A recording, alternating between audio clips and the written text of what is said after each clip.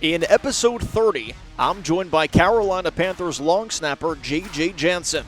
He's played the most games in Panthers history, so gear up for the longest snap.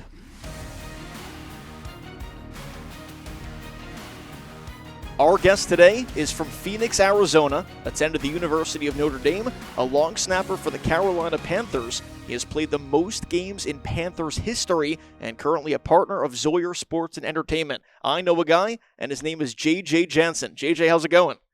Appreciate it. Thanks for having me. This is a blast, and looking forward to doing this. How have you been this offseason? How are things going? Good. You know, we've been busy between Panther offseason and Charlotte Checkers games. We went down to Savannah. There's been a lot of youth sports, professional sports, my day job, Panther stuff. It's been pretty busy, so we've stayed very busy. It's all been very sports related in the Jansen household. So you mentioned your partnership with Zawyer there. When did this start? So about a year and a half ago, it was actually kind of funny. One of our really good family friends who we've known for 40 years, he is also a member of Zawyer Sports. He's a partner. And 3 or 4 years ago, he had told me about this. He goes, "Would you ever want to do like minor league sports?" And I said, "I don't know. Like, what are you thinking about?" He goes, "Well, there's this minor league hockey team that just got bought. I think you'd be interested in maybe joining." I said, "Well, where is it?" He goes, "Jacksonville." And I remember thinking to myself, why would anybody think that Florida hockey is like the thing to do? Fast forward 3 or 4 years later, how silly am I? Obviously, the Jacksonville Icemen have done fantastic. The Florida Panthers have won a Stanley Cup. Like I sort of was eating my words. Well, about a year ago, our same friend Phil came back and said, "Hey, I just want to let you know, like Zawyer's moving into the Carolinas market. They're looking at buying the Checkers. They're looking at buying the Gastonia.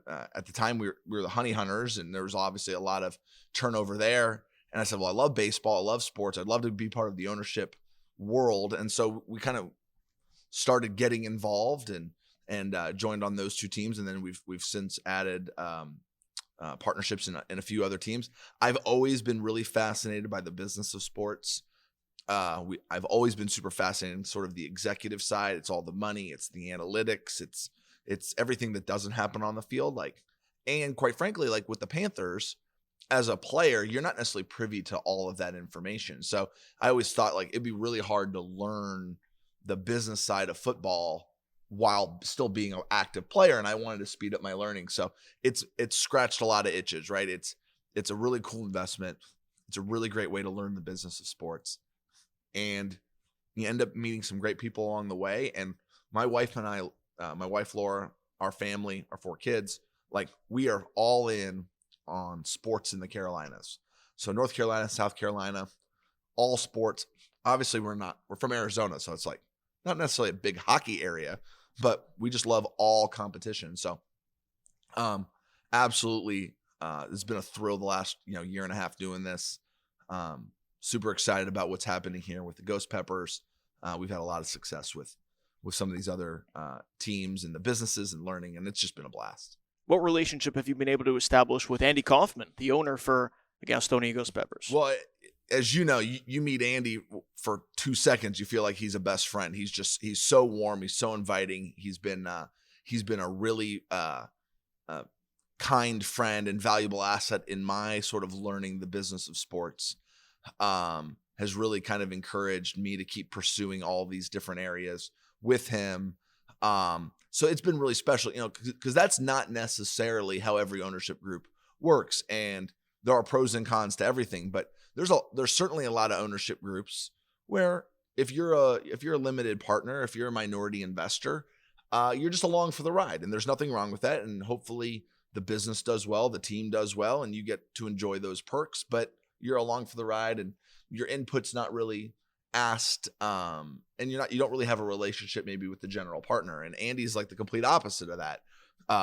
It's phone calls every week, answering text messages, asking me my opinions on things. And obviously the reason I'm comfortable being a minority partner with him is I trust his leadership. But with any sort of good leadership, you're still looking for any and all good ideas, and there's lots of perspectives to be learned. And what I've really appreciated about Zawyer is, hey, look, there's no right or wrong way to do things. And I think one of the cool parts is with all of the different teams in different areas, two things happen. The first is there's lots of different people involved with the teams that Zawyer owns. So it's every team's sort of a great incubator for best practices. So if something's going really well with the Checkers, that might be able to be applied to a team in Jacksonville or Savannah or to the Ghost Peppers. Also, that being said, it works just the opposite, right? Like things that are working in Savannah could easily be applied to every other team. And so I think what's really cool is when you're constantly pursuing what's best for the team, when you're constantly pursuing what's best for the fan, what's best for the businesses, when you're kind of pursuing all of those, there's lots and lots of really good ideas. And the beauty of what I think Zawyer is putting together is we've got all these examples of really successful teams, and we can use one another to build up the entire business. And hopefully that will be reflected really well in the fan experience. What things cost at games, the quality of the seats, the quality of the programming.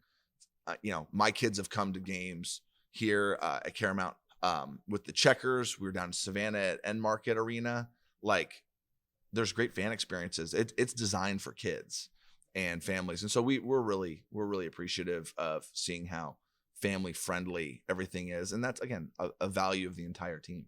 Last year, Miles Jack, another partner of Zawyer, hopped on the broadcast for an inning or two here at Caramount Health Park, and he talked about his aspirations of potentially owning a hockey team one day. Do you have similar aspirations?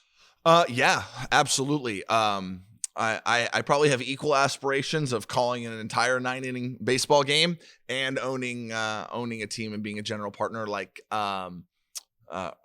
or majority partner. I don't know what all the technical terms are, but yeah, I think anytime you are in business, I think there's always this little element of you want to see how well you could do it if you were in charge. That being said, I'm learning quickly, like there's a lot to this whole world that I don't know. So that's still probably many years down the road, but I want to keep pursuing it. And again, our family's sort of mission as it pertains to business and investment in the Carolinas is we want to combine family, sports, and the Carolinas kind of all into one. So the ability to especially the ability to own a team somewhere in this area would be really sort of kind of one of those goals that we've sort of set out as a family to pursue. JJ, you have played 260 games in the NFL with the Panthers, most in franchise history. What does that record mean to you? I don't know that it means a whole lot yet, because I'm not done. I think when I look back, as a long snapper, we don't really have a lot of statistics, right? We might get a couple of tackles. Certainly everyone, ourselves included, remember bad snaps or poor days, but there's not like hey, I had a 3-touchdown game, or I had 150 yards receiving, or I had 15 tackles in a game.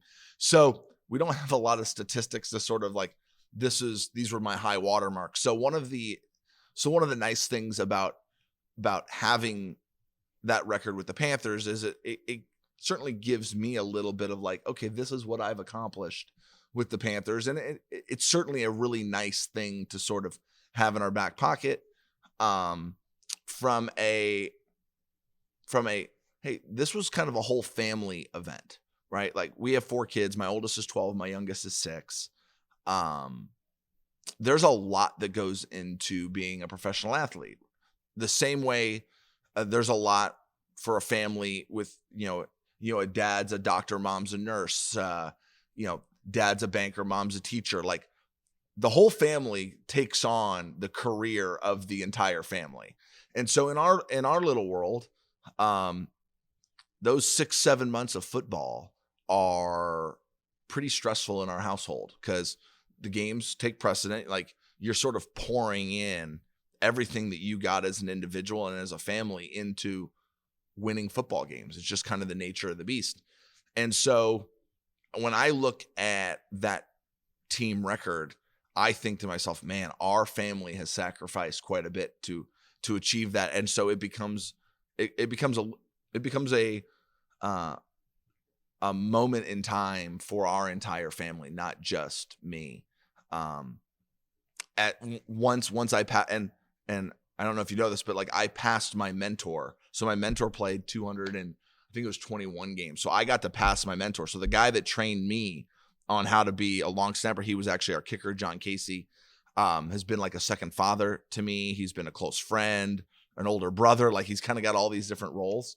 I got to pass him. So it was sort of a passing of the torch. So that almost made that even more meaningful to me and to our family. Because again, they've got 4 kids. We've got 4 kids. His wife's Laura, my wife's Laura. Like there was a lot of common themes. So to be able to do all of that was really kind of a big family experience.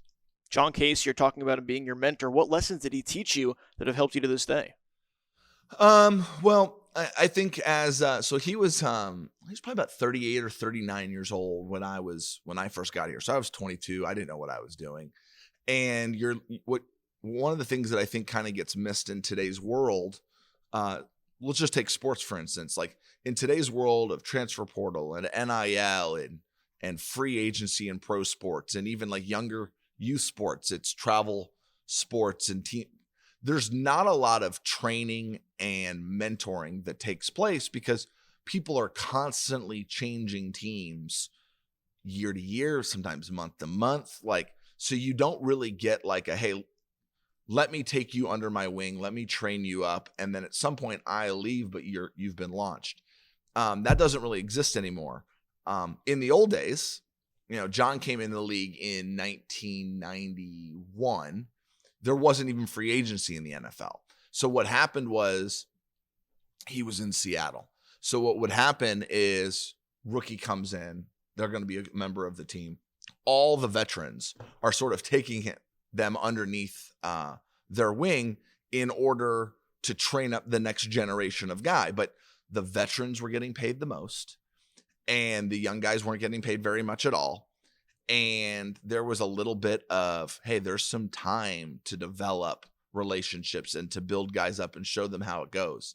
So I got blessed with having a guy that was from that generation who took me under his wing, showed me how to be a professional, both on the field and off the field, showed me how to be a father and a husband in professional sports. All of the technical stuff that we did, how to grip the ball, how to manipulate the wind or rain, or how to handle a fourth quarter versus a first quarter, that stuff is all meaningful.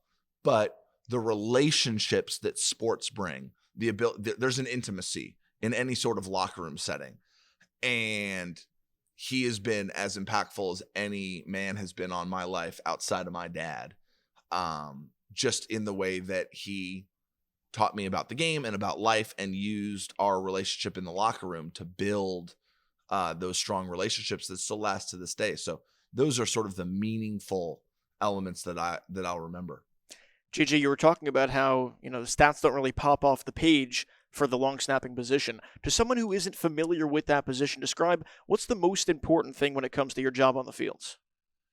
Well, I would say at the professional level, everyone's a pretty good snapper. And when I say a pretty good snapper, I mean, in general, every pro snaps the ball fast, has a fairly tight spiral, fairly accurate.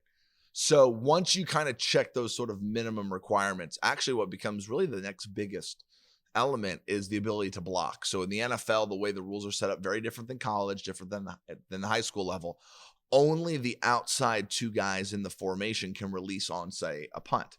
So because that the punt rush team does not have the same fear of you releasing, so they oftentimes rush you. And the way in the NFL we get rushed most often is 8-on-8. So as a snapper, I'm responsible for a guy. I got one guy 1-on-1. Sometimes only rush 7, sometimes only rush 6, and it's a little bit easier on the snapper.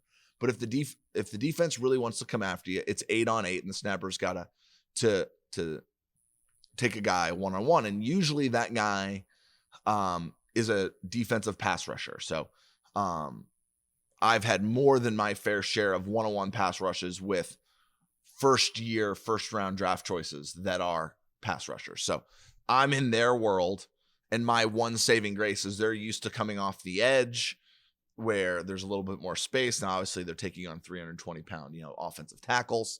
I'm a 240-pound long snapper, so it's a little bit different, but I've got him in a little bit of a constricted area. But the biggest thing that I don't think fans realize when they're just watching a game is obviously the snap is probably most important. But as a snapper, I am deeply responsible for protection of getting the punt off. And that's probably the area that I see young players struggle with the most, because in high school and college, they're not responsible really for blocking anybody. Certainly not in a one-on-one element. And then all of a sudden you get to the highest level with the best athletes, and now you have more responsibility, not less. And so those are sort of some of the behind the scenes nuances that do show up. Who's the most prominent player you've had to block? Or scariest? Scariest. Yeah. So I'll be a good example. So I remember early in my career in New York, they had the Giants had they had a group called their Gray Team. That was just the name of the group, and it was all their pass rushers. So it was like Osi Umenyiora, Justin Tuck. I'm trying to remember. There might have been one or two other guys. But before I got in the league, like Strahan was on that group. So it was all of their best pass rushers, and you'd get around midfield, and all those guys would show up, and it was like those 5 dudes who were like Pro Bowl pass rushers. They were all rushing punts. And so I've had a few of those moments. Like I played against Justin Tuck, or with Justin Tuck at Notre Dame. He went to the Giants. Remember Cam Jordan? Not Cam Jordan. Deion Jordan from Oregon. He's like the 4th pick in the draft. I was going to say, I definitely remember Cam Jordan. Cam Jordan, he still plays. He doesn't really try that hard on special teams. That's a whole nother thing. But Deion Jordan was this sort of hyper athletic pass rusher. Was drafted 4th overall by, it was either Philly or Miami. I faced him when he was in Miami, and I had him one-on-one the whole day. And he struggled to ever cement himself as a true pass rusher in the NFL. He had a few years, but he's the 4th pick in the draft. So he's 6'6", he's 260 pounds. He runs a 4.4. His arms are from like here to the wall. And I've got him one-on-one the whole day. And I remember being like, this is terrifying. Other names that have been really tough. Taysom Hill, not the pass rusher, but he's a special teams sort of ace, which has always been really hard. He does everything. He's everything. And inevitably, there's so many guys, but inevitably you get some teams, young pass rusher, who doesn't really know what's going on in offense and defense, but they are so athletic, and special teams I always say it's like organized chaos. So great athletes thrive on special teams. So inevitably I'm facing somebody that's, they got 13-inch hands, and it's, they're reaching for to kind of pin my elbow or pin my arm. And so it's a little chaotic. It's wild. It's a wild ride in there sometimes. Would you say 2 phases get a lot more attention than the 3rd phase in terms of offense and defense are, very attractive to talk about, and then special teams kind of the underrated phase of the game? So my good buddy Greg Olsen, who does Fox broadcasts, and he's into special teams, but I always say, man, you should talk more about special teams on the broadcast. He goes, we are getting ready for commercials. We are getting ready for ad reads.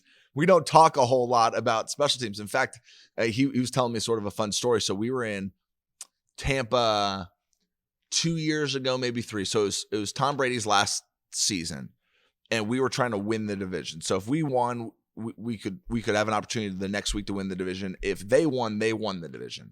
So we were down like 5 points with like 35 seconds left, and it was a beautiful day. It was the end of the game. We're getting ready to rush a punt, and their snapper just kind of had like just one of those like whoops. And he rolled the ball, and I mean rolled it the whole way. The punter made an unbelievable play. Jake Camarda picked it up, ran to his left, kind of like threw it out, and then like scissor kicked it and got the ball down to like the 4. And I went back and I was watching the broadcast because I was watching kind of how Greg was at the game and calling the game. And he goes, JJ, the funny thing about that was, we were getting ready for a final ad read and I was getting ready for the final drive of the game, the offensive drive. And Burkhart didn't see it. His head was down, getting ready to do his stuff. And Greg goes, I was just reading my notes getting ready, and I happened to look up, and you kind of know what you should, like what a punt should look like. He goes, I looked up and bodies were everywhere. It's like, what's going on? The reality is, like, on special teams, you've just, on a television game, a true TV game, there's just so many other things that go into broadcasting it. Special teams often gets overlooked. It's the nature of the business. Teams that prioritize special teams still have a ton of success. But as a casual fan, I get that it's not always the most exciting moment. And I always laugh, like, everyone's really locked in for like an end of game field goal. But I always laugh, like, the whole team is like on the sideline praying as if they haven't watched us like train all week. Not to say we're going to make it or not make it, but it's like they don't know whether we're going to do well or not. And I always laugh, like, if you guys had watched us during the week, like sometimes maybe you should be over there praying. Other times, like, we got this under control. But it was just one of those things where it doesn't feel important until it's important. And but I really love the role. I think it's a really cool way to make a living, and there's a ton of great dudes that sort of embody like the core of special teams. JJ, I'd say you're very well respected around the league, especially with the Panthers. What would you say is it that makes you so well respected? Is it the longevity? Is it the leadership aspect? Would it be the rapport you have with your teammates? I would probably, in the NFL, as any pro sport would have it, you definitely earn a lot of respect just from a longevity standpoint. Many of the guys entering the league now watched me play as a young guy. They're 12 or 13 years old. They're getting ready to go into high school and college. You turn on a game, there's my name. A couple years later, turn on a Panther game, there I am again. Like, so you, like, those names start to resonate, and then those guys get to the league, and somehow, like, I'm still there. It's like, man, I remember I got more of these this year than I ever have, which is, man, I used to watch you growing up. And I remember thinking to myself, like, that's one way that you would feel like real old, real fast, right? Because when I was a young guy, my first game with the Panthers, we were playing the Giants, and there was a punter, Jeff Fiegels. And Jeff played for 22 years in the NFL. But when I was a kid, he was the punter for the Cardinals. It was the Phoenix Cardinals back then. And so I see him, I was like, oh, that's Jeff Fiegels. Like, I know who that is. Like, so I walked right up to him. I said, Jeff, it's so nice to meet you. I watched you when I was growing up as a kid in Phoenix. And I got the most, like, what I thought was like angry look. Cause I was like, that was my way of saying, hey man, you're really old. In the NFL, we're all trying to pretend we're still pretty young. And, but I've come to like, this is a really cool way that they're acknowledging like their respect for my career. Which is always a really kind thing that guys do. And look, everyone in the league knows who's good. Everyone knows who's the good special teams coaches, who are the good punt returners, punters, kickers. So anytime you get a kind word before or after the game, it goes a long way. It means a lot.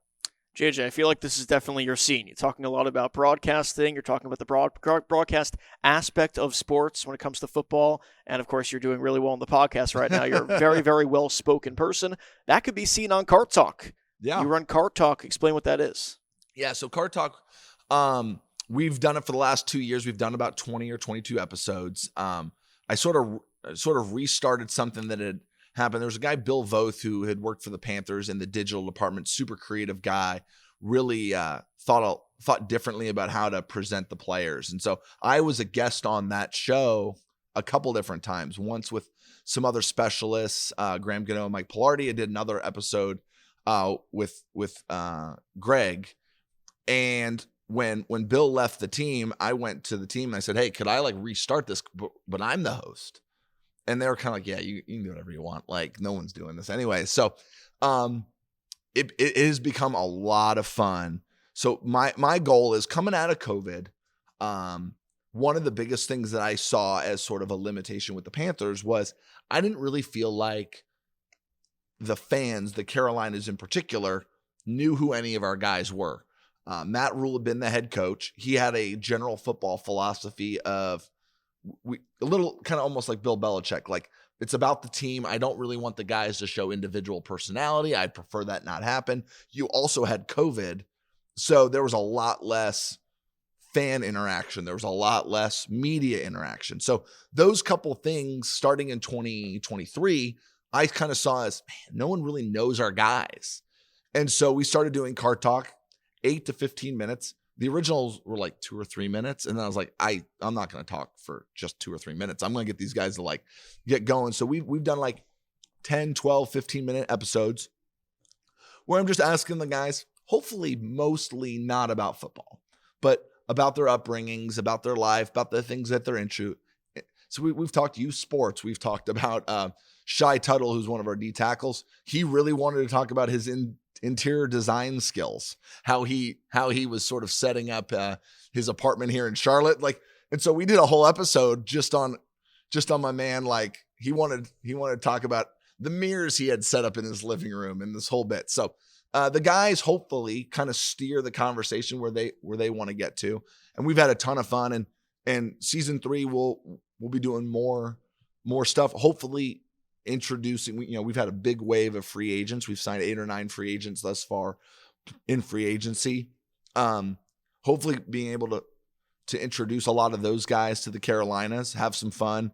Obviously everybody wants to hear from guys like Bryce and Adam Thielen and JC Horn, and we're going to try to get some of those guys that have been on before and then introduce some of the new players and have a lot of fun with it and really hopefully build those guys connections to the community. Because I think that's when the Carolinas and their teams are at their best, is when the fans know their players.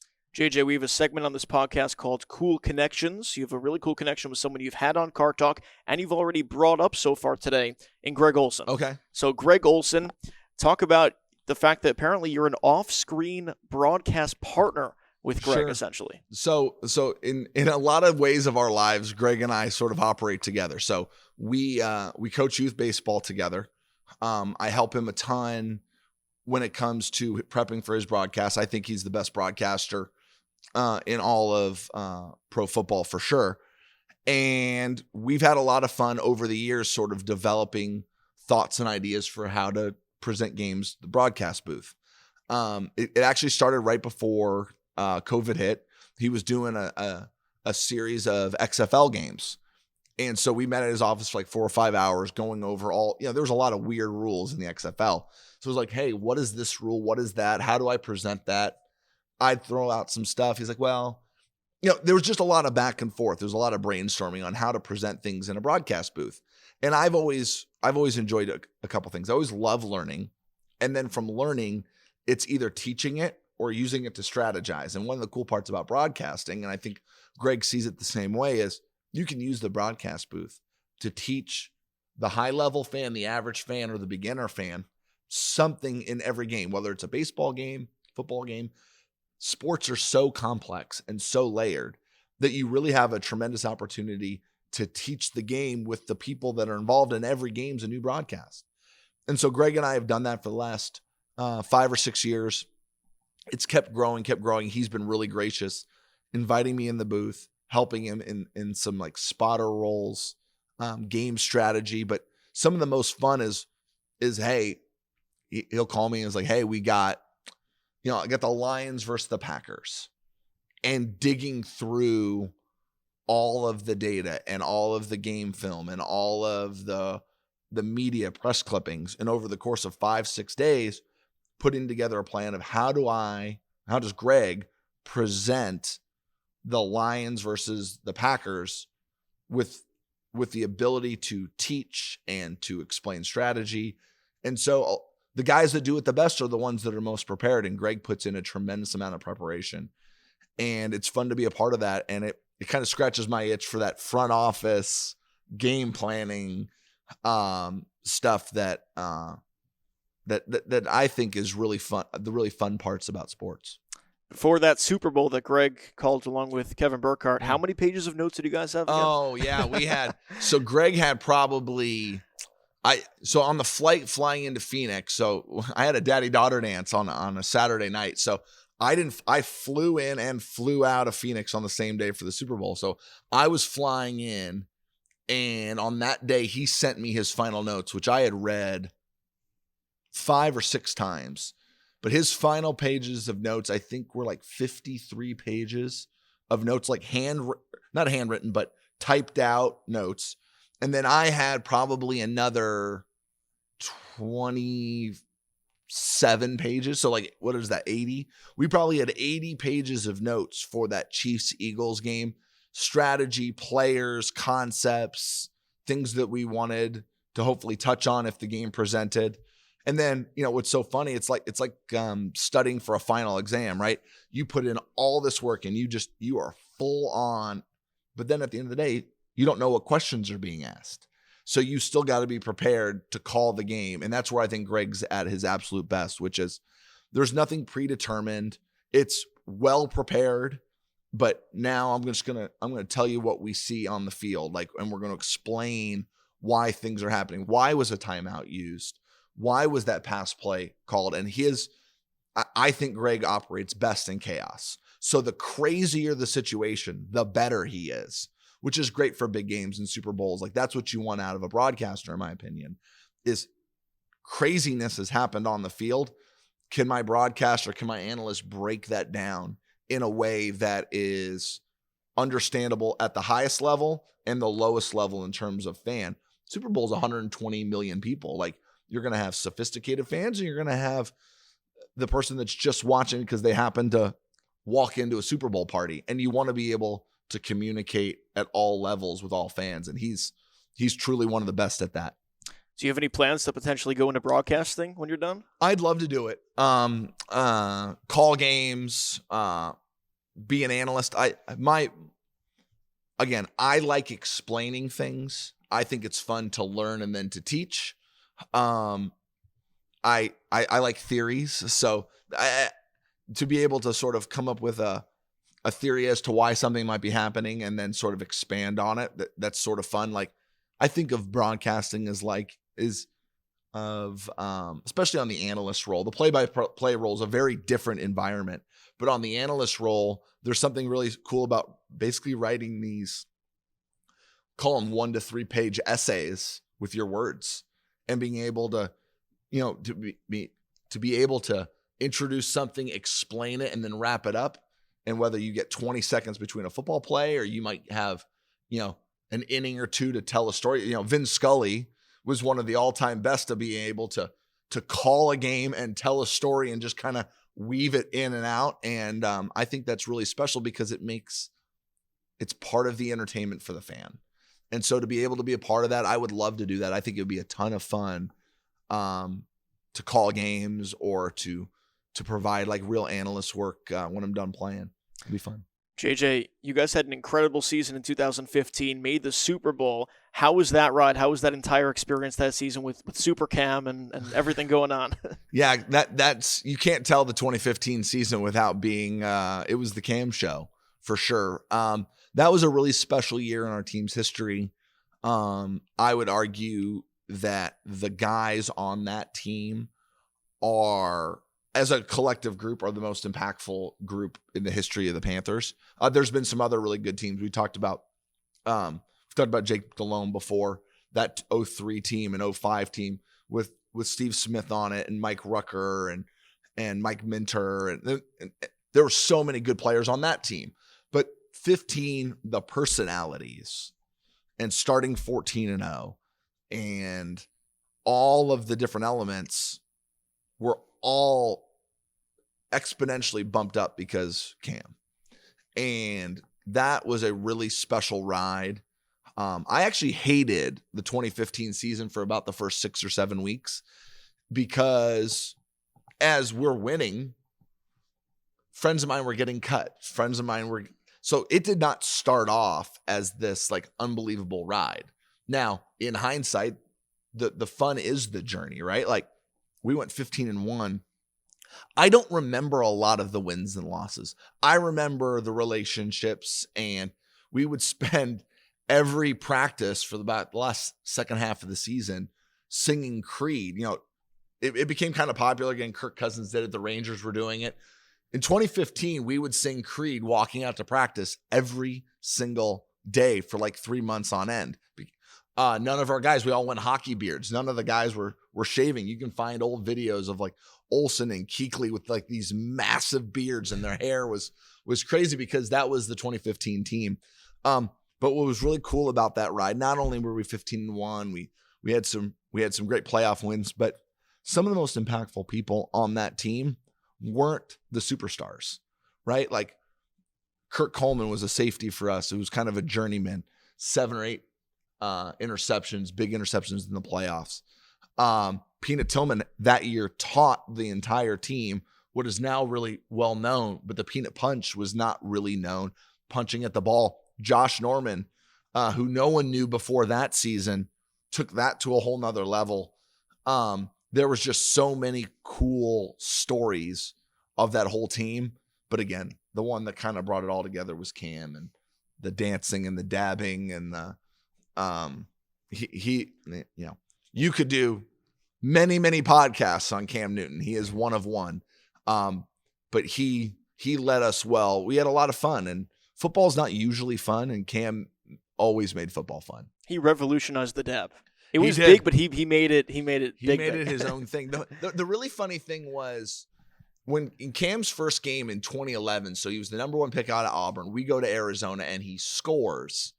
And his first celebration he ever did was like a Guitar Hero, but he went to his knee. And back then the rules were if you like took a knee in the end zone, that was a 15-yard penalty. So he got in trouble. So all of these sort of like, then it slowly turned into the Superman and the dab, and he had all this other stuff. But what was really funny was all of these like iconic Cam Newton things usually started because he had like gotten in trouble for something that he shouldn't have been in. Like the football giveaway. Mike Shula was our offensive coordinator at the time, and Cam was always a big show with Cam. Everyone knew that. And at one point, Mike Shula said, "Cam, you should just give away the footballs to kids." And so Cam started doing that. And of course, that became like what Cam was known for. Like all these little kids were sitting in the first couple rows of the stadium, every stadium we went to, even on the road, because they wanted Cam to score and then go give a football away. And then, of course, inevitably a couple times he went and took footballs from guys that were like, it was their first career touchdown, and then he'd have to, but like Cam was so special, like he'd go back into the stands to get the ball and trade it out so that, Devin Funchess could have his first career like touchdown. So Cam was great at that. And look, he loved celebrating, and he always included the group, which again, made it a lot of fun. Fast forward to this past season, you guys built a lot of momentum at the end of the year, won 2 of your last 3 games. Bryce Young was playing really well. Yeah. Are you confident heading into 2025? Yeah.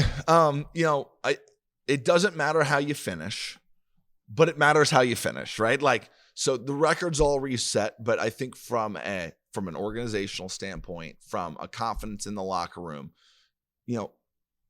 I would argue that most NFL teams would be better served if you're losing games 44-43 than winning games 10-9, because there's an element of, well, at least we can score some points, and that becomes really special for fans.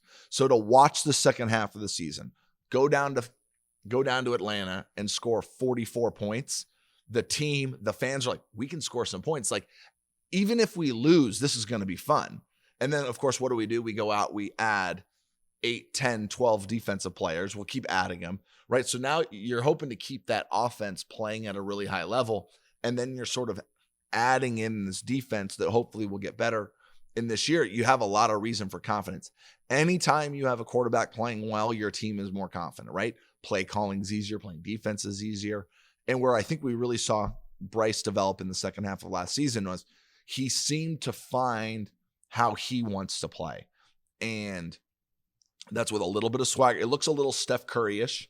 There's a little uncharacteristic. It's a little almost loosey-goosey, but you can just tell from his energy, he wants to play, throw the ball off the wrong foot,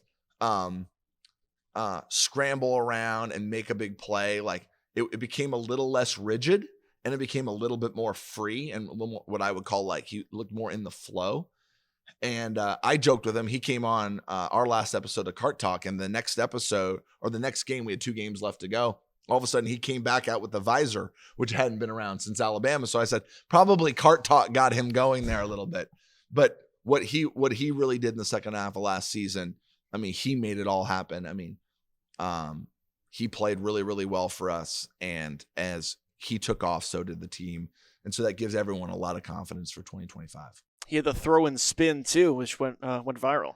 Yeah, again, that's kind of that's kind of his. He's got a little Steph Curry to him, right? Like there's the size component, the slender build, but this like, I'm trying to think of the right word, because the word I want to use you can't say on a podcast, right? But there was a little energy, there was a little aura to him, and that elevated. And I think what you see is when you let a ball go and you know it's good, and I think that tells me he's playing with confidence, that he didn't throw that thing, I hope this works out, like he just knew it. And I thought it was cool because I think it demonstrated the confidence he was playing with. He's not a cocky kid, he's not arrogant. It was just I know I got this one. And I know Tommy Tremble really well, and he almost kind of like double clutched it. Like sometimes when you're that wide open, like you're like, I got to catch it. Tommy did a great job of hauling that one, and that was fun. JJ, you're back for a 17th season this year. You turned 39 in January. Are you still playing because of your passion for the game? Any thought when you want to hang it up, or is it just like a passion-based? No thought of retirement at all. I love what I do. One of the really special things that you get to do as a kid is you always think, I would love to play pro sports, right? I think most kids that I know at some age are like, I want to be a pro baseball player, basketball player, hockey, whatever, football player. And then you get to be my age, and I've been doing it for so long, and it's like, I still want to do that. I still want to be a pro athlete, and there's nothing as good as being in the locker room with the guys. So the Lord has been very, very kind to me. It's kept me incredibly well, healthy. He's kept me in an organization that values me and treats me just with a ton of respect, and they're so kind to me and my family. There's no interest in being done. I've always been year to year, even going back to when I was like 23, 24, 25. Like I told you at the beginning, a football season is a long haul. And I always thought it was really wise, the guys that said, I just evaluate every year, 1 year at a time. So I've always taken that strategy. But at the end of the year, we get to January, we get to February, we kind of take a deep breath. And my wife and I look at each other like, do we want to do this again? And the answer thus far, through this is coming up on 17 with the Panthers, 18 overall. The answer has always been yes, we want to keep doing it. And I think the biggest reason besides the football and competing on the field, which is so impactful, is I told you the intimacy of the locker room. You get to pour into guys' lives in a unique way in the locker room, from a faith perspective, from helping young men grow up into fathers and adults, into husbands. You get an incredible opportunity in a locker room. And again, a lot was poured into me, and I want to keep paying it forward, because I think one of the things that we've lost in all of sports is there's no more apprenticeships. There's no mentorship. It's, I'm going to play at this school as a freshman. I'm going to play at this school, a different school as a sophomore, junior, senior. And while that helps players individually develop, you don't get to build the same bonds with your coaches and your support staff and the older guys on the team. So as often as I can still help young players, I want to do that. And the best place to do it is from the locker room. So we'll keep doing this as long as they'll have me, and the Lord, blesses me with good health and good performance. Over the span of the 17 seasons, what changes to the game have you noticed the most? I guess other than rule changes. Yeah, there's been a lot of rule changes, right? So it's a lot safer of a game. It's faster and more violent, and yet safer, because so many of the rules have changed. Again, I think as we keep getting further along with free agency, obviously free agency started in 93 with Reggie White. As we keep moving along, like again, the rivalries aren't as strong. There were really heated rivalry games when I first got to the Panthers between us and the Saints and Falcons and Bucks. I feel like as time goes along, those rivalries just get a little weaker, because more guys have spread around, and the whole league is sort of intermixed, right? So some of that goes down, which I don't know if it is a good thing or bad thing. It's just different. The game has certainly gotten more technically impressive. Analytics and strategy has really kind of revolutionized the way football is being played, much like it was in baseball in the early 2000s. Where I think the NFL has done a pretty nice job is they view, in my opinion, the game still as an entertainment piece. So they are constantly asking themselves questions like, what would be most entertaining for the fans? How can we put rules into place to create that entertainment? It's the parity, it's the draft, it's the rules. Obviously, almost every rule is going to be bent towards more offense because people want to see scoring. I think football is brilliant. You score a touchdown, you get 7 points. If it's hockey, you get 1, right? The idea of a 14-7 game is like, man, there's a lot of points. Oh, it's 2-1, right? But football's smart. Like there's constantly, you're looking for an opportunity to give the fans what they want. But there's just a ton of smart people in football. And it's really opened up the game to some really impressive, not only athletes and coaches, but also staff, executives, analytics. So the game's getting more sophisticated, which I think is really fun. We have a Pep Talk segment. What is the best piece of advice you've ever gotten? Could be from Casey. No, yeah, there's a lot of stuff. It's like, what is that line from The Office? Dwight Schrute says that the best piece of advice that Michael Scott ever gave him was "Don't be an idiot." Yeah, Change his life. Yeah. I do think there's some simplicity in just don't be an idiot, right? Like I think many versions of kind of begin with the end in mind, thinking long term. The mistakes that I've made as a young person, the mistakes I see teammates make, is when you just get into a little bit of short-term thinking. I've got to make this work right now. And so I would encourage anybody to always be kind of thinking long-term. There's nothing wrong with kind of making a bold decision, but when we're talking about decision-making is what do you want your life to look like in 5 years, 10 years, 15 years, and take steps today towards that goal. Not, hey, I want my life to look like this in 15 years, but today I'm going to pretend like that's not really important. I always wanted to play a long time in the NFL. I didn't think that was going to happen, but I wanted to. And so all the decisions that I made as a young player, I was always thinking, how might I be able to make it to 32 or 35? Or, I never really saw myself playing this long, but kind of begin with the end in mind or some version of that. And then also, Dwight Schrute and Michael Scott are giving a lot of good advice with it. Just don't be an idiot. Hey, I don't know where you can get better advice from than Dwight Schrute. No, absolutely not. Absolutely not. MLB opening day is today. Yeah. How big of a baseball fan are you? Huge baseball fan. So we are Braves fans in our house. I grew up a Diamondbacks fan being in Phoenix. And I got spoiled, right? For the first 4 years, first 5 years, 3 playoff appearances, World Series championship. I was at Game 7 of that 2001 World Series. I was super spoiled as a baseball fan.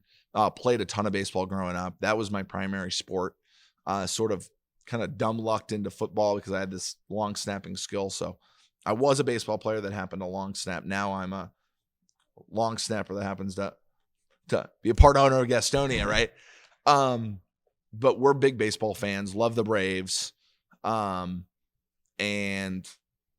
this is one of the best days of the year, right? Opening day. Although we get kind of a dual taste, right? Last week they're in Tokyo, waking up at 5:00. The screen's blurry because my eyes are just so tired. And, but you gotta wake up to see Shohei, right? Of course. Like, I did the same thing. I set my alarm for 5:30 both days. Yeah. I mean, coffee's starting and just like, I just want to see if Shohei does anything. But that was really cool. I think a good expansion of the game, and baseball's done that, a number of times over the years. And now everything's sort of possible, right? Like, I'm really hopeful as it comes to the Braves that Strider gets back to full strength, Acuna for sure.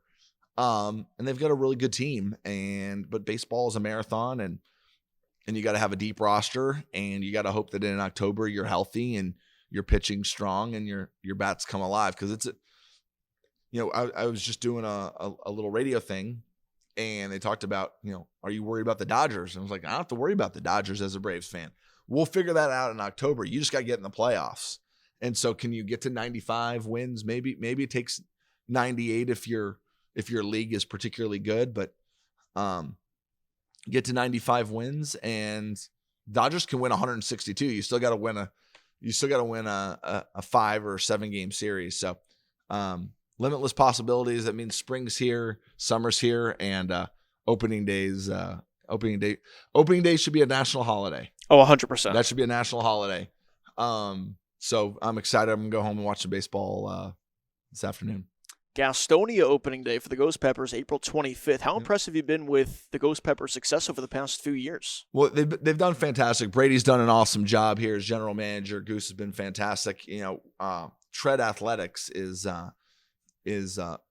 sort of an incubator of pitching prospects here in Charlotte. So all the very best pitchers, this is one of the places that they come to train. And so they were actually doing some pro day stuff about a month and a half, 2 months ago. And there were scouts from all the big league clubs, and there was Brady and Goose sitting front and center inside the net watching all the pitching prospects. I walked over to Brady. I said, "How's it going?" He goes, "I'm going to get like 7 or 8 pitchers out of this pro day." And every dude's throwing 98. Every guy's throwing nasty off speed pitches. So I was like, good, get as many of the guys throwing 98 as humanly possible. So Brady is a tireless worker. It is not easy managing an independent league roster because there's still pulls to the big leagues, right? We've saw 2 of our own go make opening day rosters this year with the big leagues. So you're trying to collect good talent, and when you collect good talent, those guys leave. So it's an endless process. And so to have consistent success and winning first halves and second halves and getting in the playoffs is a huge testament to obviously the players on the field, but also the leadership of Brady and Goose and the whole organization, right? And if you're a ball player, like what better place to play all your home games than Carolina Health Park? Like we're in a really awesome setup here. And so I'm looking forward to another really good year. It's great baseball. It's high level baseball. It's a ton of fun, great energy, and the guys are easy to root for. So that makes it a lot of fun. Ghost Peppers opening day, April 25th. Opening day eve is the first round of the NFL draft. Are you excited for the draft? You guys pick 8th. Yeah, so I'll watch the draft beginning to end. I love the draft. It's one of my favorite events. I would watch it as a kid with my dad. I've gotten more and more into it as it goes on. What I have learned is, we pick 8th, but who knows when we'll pick, right? Do you trade up? Do you trade back? In fact, last year I watched the whole draft and knew we weren't in the first round, and I got to about the 29th or 30th pick, and I said, I've made it this far. There's at least a chance that the Panthers will trade back up into the first round. Sure enough, we did. So I got to watch our first round pick get drafted, Xavier Legette. But I'm always rooting for a ton of trades because I love seeing how teams value picks and players, and I think it's a lot of fun. And again, that's where I'm saying there's a lot of sophistication that's come into the NFL. It's a lot of GMs that are my age or a little bit older that all grew up playing Madden and college football and fantasy football. So there's a lot of wheeling and dealing because they're pretty comfortable doing it, because when they were 9 years old, they were the commissioner of their fantasy baseball league and they were executing all the trades. Now those guys are like actual GMs. And so they're just as inclined to wheel and deal, whether it's in baseball or football or what else. So you don't put a lot of thought into the selection at 8 because you know anything could happen leading up to draft day? Anything can happen, right? Like the obvious, like the odds are we'll pick at 8 because that's the most likely. It takes 2 to tango, and it's hard to get to make a deal that everyone's happy with. So most likely you pick at 8, but you know you can move. What we've done really well with the Panthers, in my opinion, this offseason is we've spent the whole free agent period really focusing on filling all the holes on a roster where guys have left in free agency, maybe where there was injuries. And so you feel like you can put a 22-man starting 11 on each side out on the field today. If you had to play a game, you feel like you got those guys. Then you can go into the draft and go, who's the best player? Well, if the best player is a wide receiver, you're like, well, we don't have a hole to fill. Let's just pick the wide receiver. If the best player is a D end, it's not like, well, I'd love to pick the D end, but we don't have a linebacker. Let's pick a linebacker at 8. No, you're just trying to find good players that you get cost controlled. First round, you're going to have them for 5 years plus 2 franchise tags. So if you find a really good player, you've got full control. So Brady could lose a guy here, in a given moment. You draft a guy in the first round of the NFL, you have him for 7 years. Like there's a nice value in being able to find that talent. And so when you go into the draft, able to just pick the best player and not having to fill a need on your team. Like it's always tough when you're a quarterback needy team, because inevitably you're filling the hole of quarterback. You're not necessarily picking the quarterback at the right spot that they deserve to be picked at. Sometimes it works out, sometimes it doesn't, but it puts a lot of pressure. But I love the draft because, the possibilities are endless, and again, new beginnings, and that's always fun for a fan. Well, JJ, best of luck with the draft. Best of luck in your 17th season with the Panthers. By the way, I don't know if you know this, if you play every game this coming season, you're going to pass Peyton Manning for most games played. Peyton and I have very similar careers. Yes, that would be a good one to have. Unfortunately, I was on the field for his last game because that was Super Bowl 50. But great career. But as I've said to a lot of the guys, wow, JJ, you've played a lot of games. I'm like, I am playing a different position. I might get on the field 7 or 8 times. This is not 80 plays of getting my head taken off. Still very impressive. Appreciate it. Congratulations on that record. And again, best of luck going forward. Thanks so much for coming on the Absolutely. podcast. Thank you so much. Appreciate it.